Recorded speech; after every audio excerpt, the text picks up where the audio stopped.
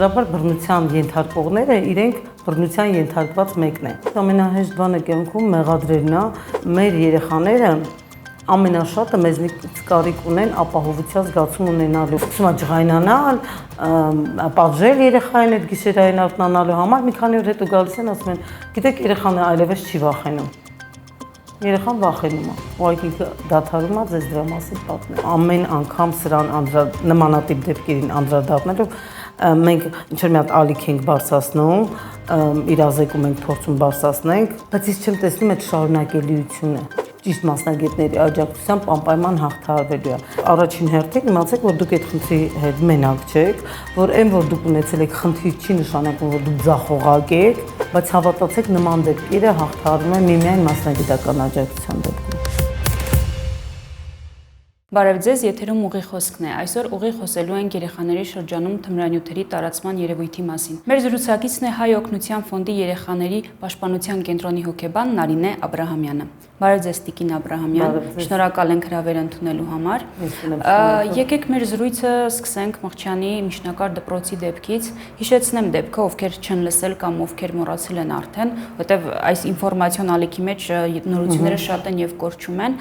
Բարձր դասարանի երեխաները 4 դասարանի երեխաների կապկպել էին եւ ստիպել էին, որպեսզի ընդունեին այդ նյութը։ Այսինքն երեխաները եղել են կախվածության մեջ մոտ 4 ամիս։ Դուք որպես հոգեբան ինչպես կբնութագրեք այս դեպքը, հա, ինչ պատճառ, ինչը պետք է ստիպեր երեխաներին այդպես վարվել։ Շատ բարդ դեպք կա, շատ հուզական դեպք կա, հույսով եմ, որ եզակի դեպք կա, բացառիկ դեպք կա, բայց եթե սկսենք հասկանալ այս երևույթը եւ դե հասկանանք առաջին հերթին բռնարարը ինչով է տառապել, հա, ասենց ասած, շատ քիչ հավանական է, որ ինքը ինչ-որ սովորաբար բռնության ենթարկողները իրենք բռնության ենթարկված մեկն են։ Ազատ, հանգիստ, առողջ միջավայրում հասուն, կայացած մարդը, նաեւ դեռահասը, հանգիստ, ընդունված միջավայրում աճող դեռահասը երբեք բռնության քայլերի չի գնում։ Ինչն է, այս թվում արմատը շատ ավելի խորն է, գուցե մի օր կբացահայտվի դա, հաստատ միանշանակ իրանք էլ որևէ թմրանյութ վաճառողների զոհ են։ Սա չեմ ասում ի արդարացում կամ խնդիրը թույլատնելու մասին, բայց այսպես բռնության ենթարկողը ինքը բռնության զոհ է։ Այդ մեկ, եթե այդ շղթան բացահայտենք, մյուսն է կբացահայտենք։ Ինչ վերաբերում է երեխաների հետ կապված, որ քանի ամիս չեն կիսվել, այստեղ շատ կարևոր է, առաջինը մտքիդ գալիս է, ոնց իրանց ծնողների հետ չեն կիսվել, ոնց մաման դրա մասին չի իմացել, բայց ամենահեշտ բանը կյանքում մեղադրելն է։ Այստեղ պետք է իմանանք, որ վախի մթնոլորտում շատ քիչ հավանական է, որ մարդը այնքան, հատկապես երեխան, հա, այնքան ուժ, վստահություն, ինքնավստահություն, ապահովություն գտնի, որ դրա մասին կիսվի, մենք չգիտենք ինչ վախ են ենթարկել, բայց այստեղից այն որ ցենց փորձենք այդ իրավիճակից հանենք մեր համար կարևոր բաներ, սիրելի ծնողներ, սիրելի դասատուներ, սիրելի բոլոր այն մարդիկ, մեծահասակ, հասուն մարդիկ, ովքեր առնչվում են երեխաների հետ։ Մեր երեխաները ամենաշատը մեզնից կարիք ունեն ապահովության զգացում ունենալու։ Դա չի նշանակում բացի թողություն, դա չի նշանակում թույլ տալ ամեն ինչ անել, անընդհատ իրականացնել իրենց ցանկությունն ու իրականացնել կամ նպաստել իրենց ցանկությունների ու նպատակների իրականացմանը։ Խոսքը դրա մասին չի։ Խոսքը դրա մասին է, որ նրանք թեկուզ բառացի մեզնից լսեն, որ ինչ էլ որ լինի, ինչ հանգամանքի էլ առնչվեք կյանքում, իմացեք, որ այս միջավայրը այն միջավայրն է, որտեղ այդ խնդիրը լուծելու են։ Անկախ մեզանից չեմ ուզում ոչ ոքի մեղադրեմ, որովհետև չգիտեմ որտեղից է սկսել այդ արմատը այդ երևույթի որտեղից է, հա, անկախ մեզնից մենք բոլոր միջավայրերում, ընտանիքում, մանկապարտեզում, դպրոցում մենք անընդհատ այդ գնահատական ստանալու վիճակում ենք հայտնվում։ Սա լավ է, սա վատ է, սա ճիշտ է, սա սխալ է, սրա համար կպատժվես, սրա համար կխրախուսվես։ Ու անգիտակցաբար երեխայի մոտ ձևավորվում է համոզմունք, որ ինքը պիտի անի միայն ճիշտ, լավ, դրական բաներ, որպեսզի արժանանա սիրո, ընդունման, իր մի կտոր շոկոլադին, չգիտեմ ինչին, հա? Ու այս կարգի ոնց որ առողջ բան ենք, չէ՞, ուզում երեխայից, բայց երեխայի համար այդ ինֆորմացիան ուրիշ ձև է անցալվում։ Հոգեբանական առումով երեխայի մոտ մեզ մոտ էլ, որտեղ մենք էլ ենք սովորաբար դրա կրողը լինում, նոր մեծանում։ Առաջանում այսպիսի դիրքորոշում, որ ես այնպիսին է, ինչպիսին է կամ, ես հակված սխալվելու, ես չգիտեմ, ում հետ հնարավոր է ձախողումներ լինեն, ոչ ոքի պետք չէ, ընդունելի չեմ, ավելին դատապարտելի է, ու դրա համար ինքը ոչ թե չի ունենալու ձախողումներ, այլ զուտ թաքցնելու է մեզնից։ Ոնց որ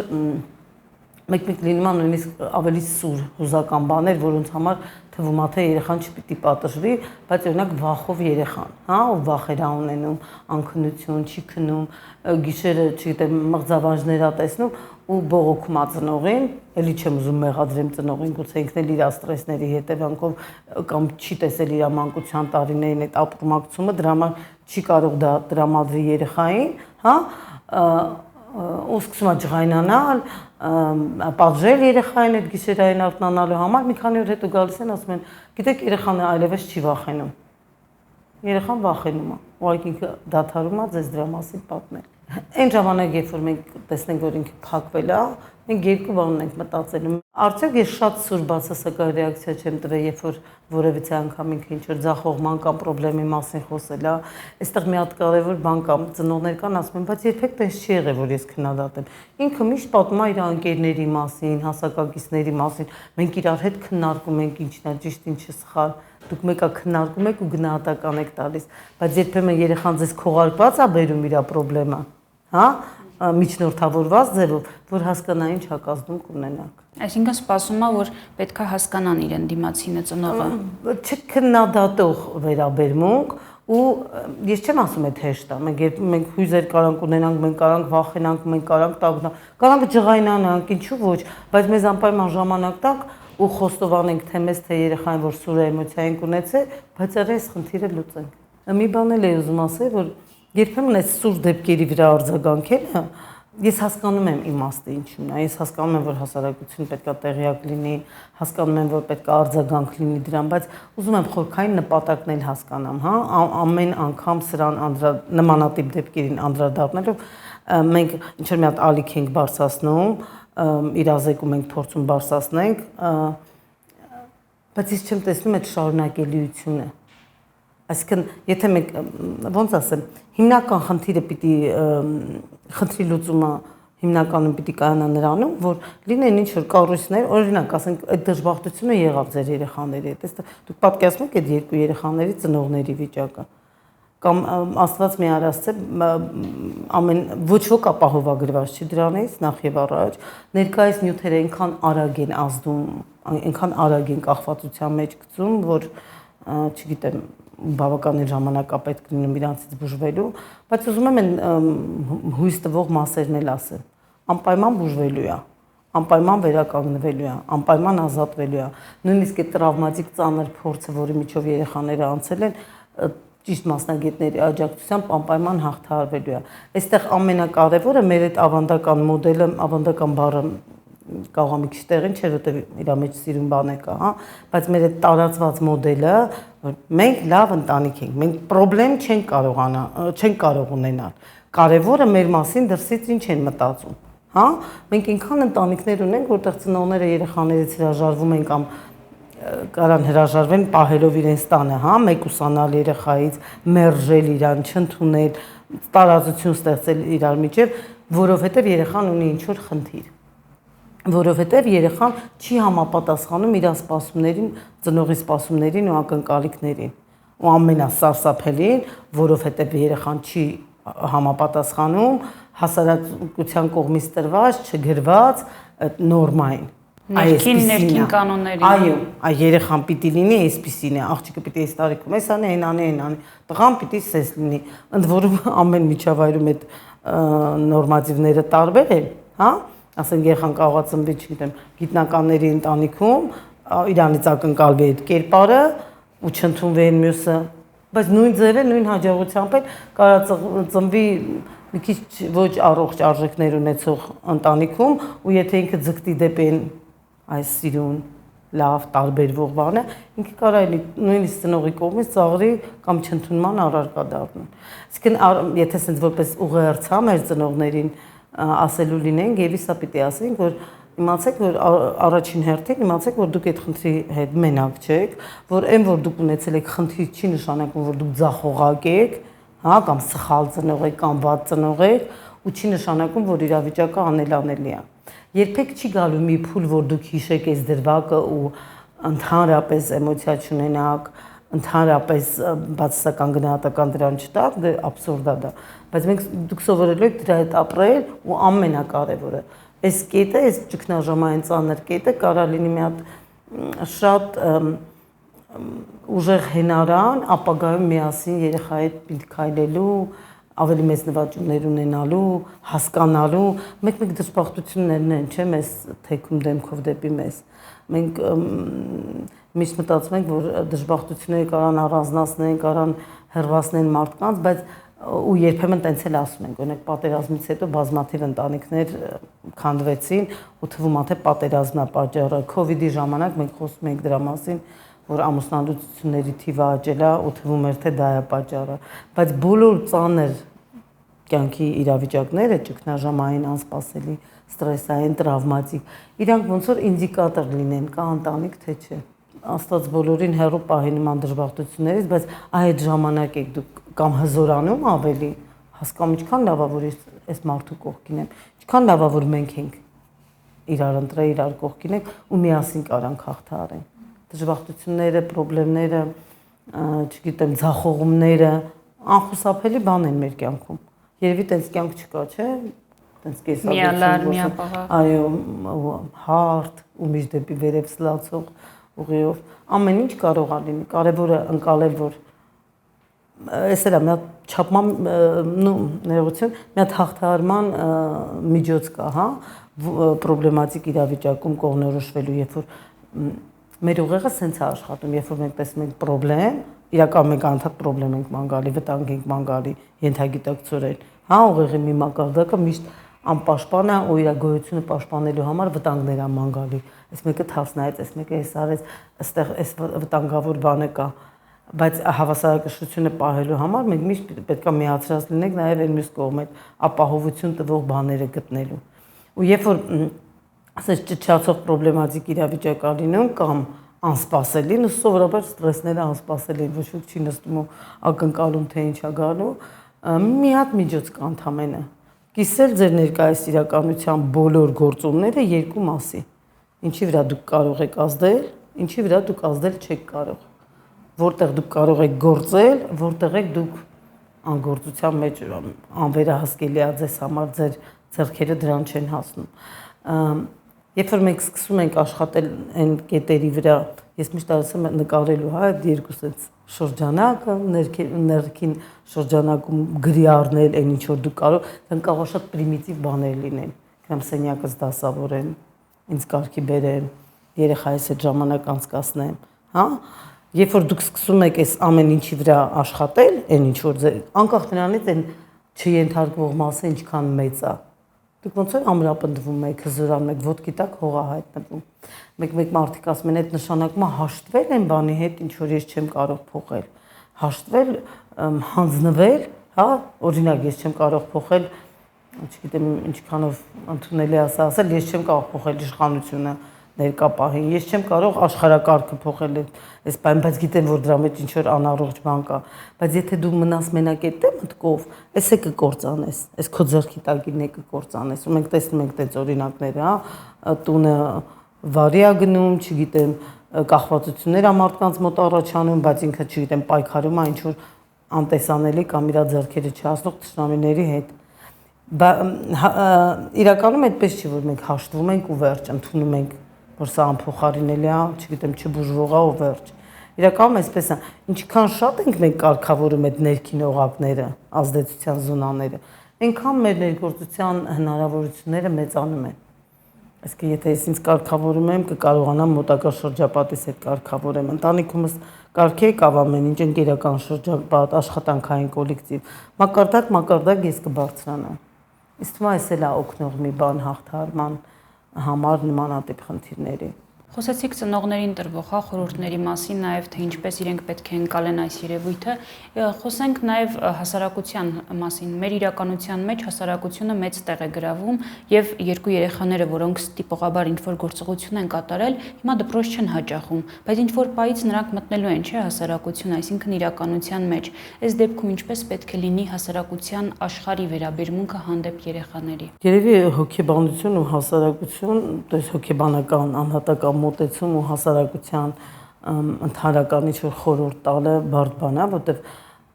այս կարող է ասել իմ փախուստի ձևն է, հա, հոգեբանությունը կենտրոնացած է անհատների վրա։ Մեր ներգործությունը որպես հոգեբան անհատի վրա է, ու ինչքան էլ ես ակնկալեմ sense համընդհանուր ճիշտ մոտեցումներ, առողջ մոտեցումներ, ես գիտակցում եմ, որ ամեն մարդ իր պրիզմայով է դա տանելու ու շատ դժվար է լինելու մի ուղերձով փոխել։ Ես ուզում եմ մի բանի մասին անպայման արտահայտվել, որ վերաբերմունքը, արձագանքը հասարակության հիմնված է այլ խորքային համոզմունքների վրա,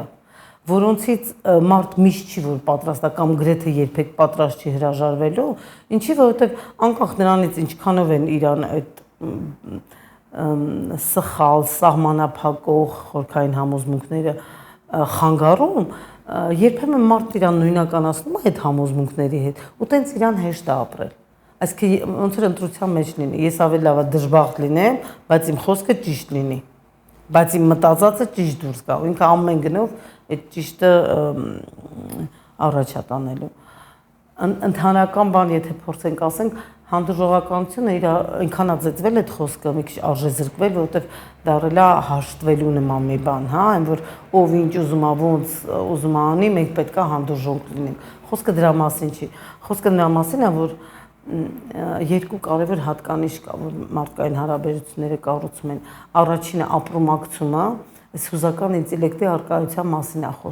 խոսում։ Ոնց է մենք կարողանում զգալ դիմացինը ինչ կարա զգա։ Ոնց կարող մի հատ ամեն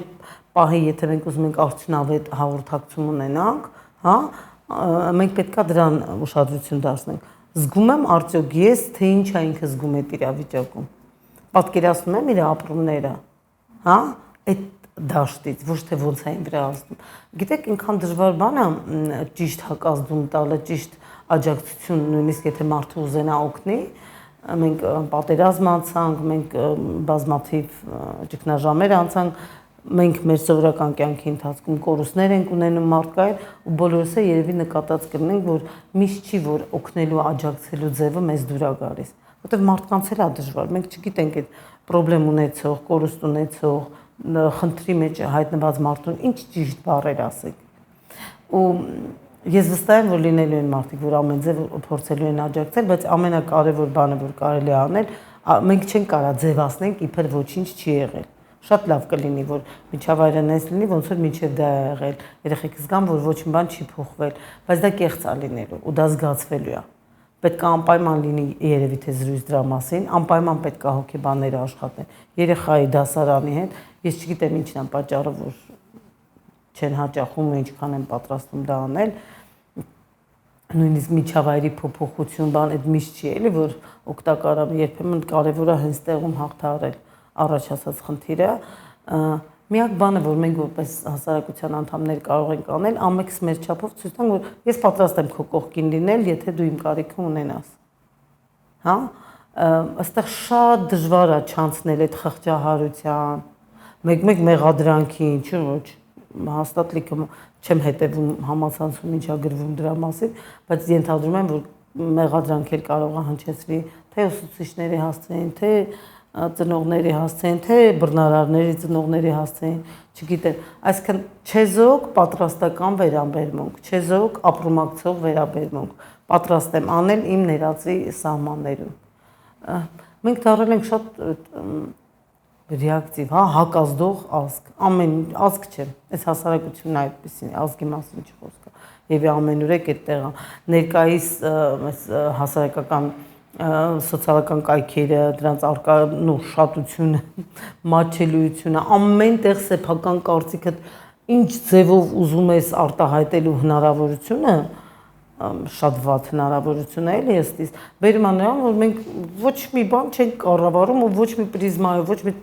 ցանցով չենք անցկացնում, հա, մաղով չենք անցկացնում մեր խոսքերը, մտքերը, բայց երբեմն պետք է կանգնել ու ասել, ամեն անգամ պետք է այդ ստուգել էլի իմ ասելիքը, ինչին է ուղղված, ինչ նպատակ ունի։ Միշտ էս առակն եմ հիշում Սոկրատի վերաբերյալ, որ գալիս են ասում են, քո մասին գիտես ինչեր են խոսում, այնպիսի բաներ են քո մասին խոսում։ Ուզում ես պատմենք, ասում եմ մի րոպե, վստահ եք, որ այն ինչ որ լսել եք իմ մասին ճշմարտություն է։ Ասում են դե չէ, վստահ չենք։ Լավ, երկրորդը, Վստահ եք, որ այդ ինչ որ ասելու եք ինձ օգուտ ա տալու կամ ընդհանրապես դրանից օգուտ կլինի։ Ասում եմ թե չէ, քիչ հավանական է։ Okay, երրորդը ձեր ասածից ու իմ դա իմանալուց բարիությունը կավելանա աշխարհում։ Ասում եմ ոչ։ Ասում դրա համար խնդրում եմ ամեն մի բան ասելուց առաջ այս 3 մաղով անցկացրեք։ Սա ճշմարտություն է։ Եթե այդ մաղով էլ անցավ, հիմա բոլորը շատ հեշտ այդ մաղով անց ենք ասնում, որտեղ եթե ես ասել եմ Facebook-ում մեկը գրել է, չգիտեմ, հարևանս է լսել հարևանից, անցավ էս օրինակ, հավատում եք, որ ճշմարտություն է, վստահ եք, որ օգուտ կա դրանից։ Ասենք աղա այդ ինֆորմացիան իմանալու հիման վրա մարդ որևէ փոփոխություն կատարի։ Ու երրորդը բարիությունը շատանալու է։ Ես հասկանում եմ, որ այդ դեպքում բազմաթիվ լրատվամիջոցներ պետք է փակվեն, որովհետև իրանք հենց դրա վրա են աշխատում։ Ռեակցիա, արագ, շատ։ Կապ չունի այդ մարդիկ նյութը կարդացել են, մենակ վերնագիրն են կարդացել։ Մի հատ կներեք էլի, բայց կտկտացրել են իրանց էջի վրա այդ ու ամեն ինչ կարճատև արագ շտաբ մարդ չի կարողանում ոչ հասկանա իր էմոցիաները, ոչ խորքային խորապես ապրի այդ էմոցիաները, ոչ է հաղթահարի։ Որտե վաղը ուրիշ բանի վրա ինքը պիտի հակասվի։ Առավոտը պիտի աչքերը բացի, տեսնա ինչա գալիս, կեսի վրա ջղայնանա, կեսի վրա նյարդայնանա, կեսի վրա ուրախանա, պատահական, ուղեղն է սա հիշի, որ պարապ նստած էր, մատիկով սենց էր անում, ինչ որ դրական բաներ ազգացել։ Ու այս դառնա մեր իրականությունից ու խնդիրներից փախնելու մի ձև։ Ապրումակցել չի նշանակում, վայ, ինչ վատ բան ա ձեզ հետ եղել, հա, կամ բանը ոնց եմ պատկերացնում եմ ինչա քո հետ կատարվում։ Մենք իրական ոչ ոքս չենք պատկերացնում ուրիշի իրական փորձը։ Ոչ էլ երբեմն պետք է։ Միակ բանը որ կարող ասենք, ես որպես մարդ, եթե դու իմ կարիք ունենաս, պատրաստ եմ քո կողքին լինել։ Մեկ բավական է որ այդքանը լսի կամ զգա, նույնիսկ այն ծանոթ մարդկային կորուստների դեպքում, չէ, ամենադժվար ցավակցելու ձևը է դա, մարդիկ փորձում են կորուստի ժամանակ, սա էլ է կորուստ, հա, առողջության կորուստ է, հանգստության կորուստ է, շատ ժամանակ կորուստի դեպքում մարդիկ փորձում են ինչ-որ համեմատություններ անել ավելի վատ իրավիճակի մեջ ու փորձել օգնելու նպատակով ասել օրինակ, դե փառք Աստծո, օրինակ երեխեքը կենդանի են, փառք Աստծո դրա մասին իմացաք վերջացավ, այս չի օգնում։ Մենք շատ իրական մենք ապրումակցող ակտիվ ազգ ենք, մենք իրար հարաբերությունների, կյանքի իրադարձությունների մեջ մտնող ազգ ենք, այդ որպես ուժեղ կողմ, բայց հավատացեք նման դեպքերը հաղթահարվում են միմիայն մասնագիտական աջակցության դեպքում, ձևով, սոցիալական աշխատողը կաշխատի, հոգեբանը մանկական կաշխատի, անհրաժեշտության դեպքում ընտանեկան հոգեբանը կաշխատի, անպայման գտեք այն կառույցները, որոնք կարող են աջակցել ձեր երեխային։ Խոսքեր այն բանի մասին, որ մեր ժամանակ բա եղել է, մեր ժամանակ նաև խնդիրների այս կարգի առատություն չի եղել, դժվարությունների այս կարգի առատություն չի եղել, ինֆորմացիայի այս կարգի հոսք չի եղել։ Դրա համար կարծում եմ իրավիճակի փոփոխությանը զուգահեռ օգնող միջոցներն էլ պետք է շատանան, ու սա չի խոսում ծնողի կամ այլ մասնագետի, այլ մեծահասակի անկարողության մասին, սա խոսում է զուտ նոր ծանր մարտահրավերների մասին։ Շատ լավ, Տիկին Աբրահամյան, խոսեցիք թմրամոլության մասին, այս ամբողջ պատմությունը հենց այս երևույթի մասին էր, եւ հիմա ցավոք մենք տեսնում ենք, թե հանցագործությունների տեսքով, թե հենց երեխաների կողմից շրջանառության ապօրինի իրացման տեսքով, հա, դուք շփվել եք բազմաթիվ այսպիսի խնդիր ունեցող երեխաների հետ կոնկրետ, դուք ինչ եք կարծում, ինչն է պատճառը, որ այսքան մեծ տարածում է գտել թմրանյութերի տարածումը, օգտագործումը, իրացումը։ Նախ անպայման ուզում եմ ասել, որ փառք Աստծո բազմաթիվ օգտագործող երեխաների հետ չեմ շփվել, ուզում եմ հավատալ, որ դա ոչ միայն այն պատճառով է, որ բոլորը չեն դիմում կամ բոլոր դեպքերը չեն բացահայտվում, բայց եթե sense կախվածության հետ աշխատանքի սկիզբն ես նայում, որտեղ հիմնական մասը միևնույնն է, դեռահասության տարիքում է սկսում օգտագործել, չնայած այսպիսի մի դիտարկում կա, որ նախկինում առաջին փորձը սովորաբար 18-20 տարեկանում եղել, հիմնականում եղել է իտխրություն ես պետք է ասեմ, բայց հիմնականում եղել է բանակային ծառայության տարիներին, հիմա մի քիչ երիտասարդացել է, այսինքն բանակ գնում է երիտասարդը արդեն օգտագործած, արդեն ծանոթ նյութին։ Երկու մասով պետք է այս խնդրին նայենք, մեկը երևի, հա, պատճառները հոգեբանական, մեկ-մեկ պիտի արմատը իմանաս, որ լուծումը հասկանաս։ ինչն է դրթում, եթե ոչ այս բռնի ձևը կարող է իմիջիատ հոգեբանական բռնությունը եւս բռնություն է։ Ու շատ օգտագործողներ, հատկապես մանկական դեռահասության տարիքում գտնվող, իրանք հոգեբանական բռնության ներքո են դառնում օգտագործողը, մեկ, երկրորդներ, երբ որ շատ ուժեղ ծանր իրանց համար անհաղթահարելի խնդիրներ են ունենում, այն իմ նկարագրած բոլոր պայմանների արկայությամբ, հա, որ չկա միջավայր, որ այդտեղ իրան աջակցելու են, ընդունելու են, խնդիր են լուծելու, այլ ոչ թե քննադատելու ու պատժելու, այդ ժամանակ կարող է կողքին հայտնվեն ճակերտավոր բարի մարդիկ ու ցույց տան ոնց այս նյութը կարող է շատ արագ քեզ լավ հոգեվիճակի մեջ բերել։ Միշտ չի որ ընտանիքի խնդիրների արկայությամբ դեպքում են օգտագործմանը անցնում, երբեմն մարդկային կորուստ, օրինակ դեպքեր եմ ունեցել, որ առաջի օգտագործման փորձը թե ալկոհոլի, թե թմրանյութի եղել է, ասենք, ծանր մարդկային կորուստներից մամայա կորցրել, պապայա կորցրել ու ինչ որ մեկը ասել է, այս վիճակը թեթևացնի։ Ես չեմ կարող էլի հավատամ կամ պատկերացնեմ, որ այդ տվողը չի հասկացել հետևանքները ինչ են, հա։ Ամենակարևոր բանը, որ եթե մեզ լսում են դեռահասներ, հա, ամենակարևոր բանը, որ մենք պետք է իմանանք, այն է, որ որևէ խնդիր չկա, որ թմրանյութը կարողանա լուծի ու ձեզ վնաս չպատճառի։ Նույնիսկ այդ վիճակի փոփոխությունները տագնապը նվազում է, օրինակ, հա, որոշ դեպքերում, չգիտեմ, լարվածությունը իջնում է, կամ ընդհակառակը պասիվ դեպրեսիվ վիճակից հոգեվիճակը փոխվում է դեպի ավելի դրականը։ Սրանք շատ կարճատև դրական շակերտներում եմ դնում այդ դրականը ազդեցություններ են, որոնք հիմնականում շատ արագ, հատկապես ներկայիս նյութերի դեպքում, շատ արագ բերում են ծայրահեղ հակառակ հոգեվիճակին, անվերահսկելի հոգեկան առողջության խնդիրների։ Այսինքն մենք ոչ թե առողջապես ֆիզիկապես ենք վատ լինում, կորցնում հասարակական կապերը կարևոր, մարդիկ մեզանից երես են թեքում, երբեմն այդ չի կանգնացնում, այլ մեր հոգեկանն է փոխվում։ Ու գալիս է մի փուլ, որ նույնիսկ ցանկանում է մարդ, բայց մենակով իզորու չի լինում դուրս գա դրանից։ Ոչ միայն ֆիզիկական ցավերի պատճառով, այլ նաև շատ ծանր անհաղթահարելի թվացող հոգեբանական վիճակներից։ Պատճառները հիմնական այնքան տխուր է, բայց ոնց որ դարերի վեր նույն հոգեվիճակները մարդկանց բնորոշ է, բայց ոնց որ հաղթահարման վերջնական ձև մենք չենք գտնում, հա։ Բնորոշ է դեռահասին, ինչ որ տարիքում, ինչ որ փուլում իրան զգալ միայնակ, չհասկացված, բոլորիս է բնորոշ ժամանակ առ ժամանակ, բայց տարիքի հետ մենք մի քիչ ավելի թեթև ենք նայում, ինչքան ավելի ինքնաբավ, հասուն, գիտակից ենք դառնում, այնքան հասկանում ենք, որ այդ մարդկային բնույթն է։ Իրականում այս մոլորակում չկա մարդ, որ նույն ձև ամբողջությամբ կնկալի կհասկանա իրականությունը, ոնց որ ես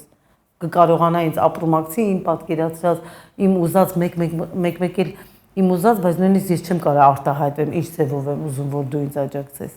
Այսինքն այդ մենակության զգացումը, մերժվածության զգացումը, այս էլ է, հա, ընտանիքներին, ինչի շատ ընտանիքներ խնդրի արկայության դեպքում չեն գնում լուծման ճանապարհով, չեն դիմում ոստիկանություն, չեն ուզում պատժեն նրան, որ սխալաբարվել իրանց երեխայի նկատմամբ, որտեղ կարևորը դառնում է ոչ թե երեխան ու իրանք ու իրանց երջանկությունը, այլ կարևորը դառնում է վախը, որ հասարակությունը իրանց կմերժի, իրանց վրա պիտակ կդնի։ Սա էլ է ուժի մասին խոսում, ավելի հզոր լինել, քան հասարակական, որովհետև այս առողջ հասարակության մասի արձագանք չի էլի լինելու այդ պիտակավորումը եւ այլն եւ այլն։ Սա ամոթի բանն է, չէ՞, ամոթ է, չիմանալ։ Հա, կապ չունի ինչ դեպք է տեղի ունեցել մարդու հետ։ Մի քանի տարի առաջ էր ընդամենը մարդիկ իրենց հաշմանդամ երեխային փակի տակ էին պահում, որտեղ ամոթ է։ Ամաչում եմ այս բառից, բայց զավեշտ է, էլի։ Դա ամոթ չի, դա իրականություն է, որ այդ պիտի հաշվի նստել ու հնարավորինս դրական դարձնել միջավայրը։ Շատ լավ, այսինքն կարելի է այսպես կարճ ասել, որ պետք է խնդրի հետ առնչվել, չթաքցնել խնդիրը։ Ավերեցվել։ Եվ այս Մղջյանի դպրոցի դեպքը մենք կարող ենք համարել որպես ազդակ, որպեսզի ընդունենք, որ հասարակության մեջ թեկուզ քիչ, թեկուզ շատ, դա իհարկե արդեն ոչ ճշգրիտ թվեր են, բայց երևույթը կա, այսինքն պետք է առնչվել երևույթի հետ եւ գտնել լուծումներ։ Ինձ թվում է այս դեպքի ամենասուր մասը բռնության ենթարկող կերպարներն են։ Մենք պետք է այդ գտնենք։ Ոնց կարելի է խեղաթյուրել մարդու հոգեկան այնքան, որ ինքը երեխայի նկատմամբ այդպիսի բռնություն կիրառի։ Ես վստահ եմ, որ իրանք եւս բռնության զոհ են, ես չեմ ասում ի պաշտպանություն իրանց։ Ու ես ցավով, բայց ունեմ այդ ներքին վստահությունը, որ այդպիսի երեխաներ էլի կան, ովքեր էլ ավելի բարձր հովանու ներքո այսպիսի բաներ են անում։ Այստեղ էլ այլ ոնց պատտվում են գալիս ենք նույն բանին, առողջ հարաբերություն, մասնակցություն ձեր երեխայի կյանքում։ Երբ որ ասում եմ ձեր երեխայի, եթե երեխան հաճախում է դպրոց, տեսեք, մի հատ էլ դժվարություն կա։ Երեխան գնում է դպրոց։ Այդ կառույցը, որը կոչված է գիտելիք փոխանցի։ Ու դժվար է ասել ու ընդունված լինել այդ ասացի համար, որ այնուամենայնիվ կարևորը այդ գիտելիքը չի, որտեղ վաղը ինքը կարող է դա լրացնի, բայց այն բացասական վերաբերմունքը, որին ինքը կարժանանա, ստորացումը, նվաստացումը, կոպիտ արձագանքը, ուռճեցված արձագանքը, հա, այդ ավելի քայքայիչ է, քան եթե ինքը չգիտեմ ինչ-որ բան չսովորի։ Այդ իմ խորքային համոզմունքն է։ Ամեն միջավայրում այն ամենը, ինչ որ կարելի է ձեռք բերել, հմտություն, գիտելիք, կարողություն, երկրորդային է այս տարիքում, երեխաների տարիքում, հատկապես մեր երեխաները, որ այսքան տրավմատիկ փորձով են անցնում, այսքան ծանր ժամանակաշրջան են անցնում։ Ամենակարևորը, ինչ կարող ենք փոխանցել, մարդ դրական հարաբերություններ, ընդունված լինել,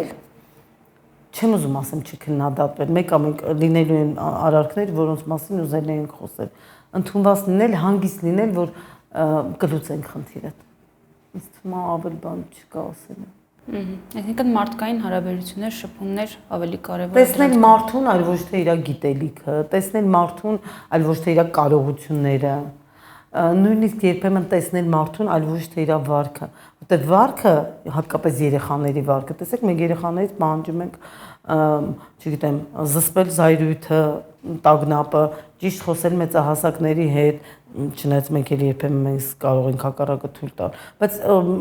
մի հատ կարևոր բան կա, որ յուրաքանչյուր ծնող եւ մանկավարժ պետք է հիշի, մարդու ուղեղի այն հատվածը, որը պատասխանատու է հույզերի կառավարման համար, վերջնական ձևավորում ստանում է 21 տարեկանում։ Այսինքն դուք սպասեք, որ ինքը հեսա իր ագրեսիան իջացնելու, հեսա իր ջղայնությունը իջացնելու է, զավեշտ է, ժամանակահատված է պետք։ Այդ չի նշանակում հաշտվել դրա հետ, մենք այդ ժամանակ էլ ենք վարքանմուշների հետ խոսում, բայց երբ որ երեխան են լարված վիճակում է, ինքը ընդունակ չի որևէ ինֆորմացիա անցալելու, որևէ խորհուրդ, որևէ աջակցություն, նույնիսկ օգնության ձեռք, ժամանակահատված է պետք։ Ու այն տարածված, ամենատարածված երեխան միշտ կրկնօրինակում է մեզ, հա, մեզ մեծահասակներից, ոչ թե մեր ասածը, մի հատ լավ փորձ կա, չէ, որ դասախոսը բթամատը բարձրացնում է ու բթամատը թափ տալով ասում է բոլորը ձեր ցուցամատը բարձրացրեք ձեր ցուցամատը, ուսանողներ են նստած, բոլորը բթամատը բարձրացնում են, ասում են, ահա այն ամենը, ինչ ես ուզում եի ասել ծնողի կողմից դաստիարակության վերաբերյալ։ Տեսան արեցի։ Ու սովորեցին փակվել, եթե արձագանքը շատ բացասական։ Շատ լավ, Տիկին Աբրամյան, շատ շնորհակալ ենք կարևոր զրույցի համար, որտեղ այս թեման հիմնականում պետք է շատ խոսել, բացել այս թեման, բայց իհարկե հակազդել այս երևույթի տարածման վրա։ Շատ շնորհակալություն։ Շնորհակալ։ Եթերում ուղիղ խոսքներ, կհանդիպենք հաջորդ շաբաթ։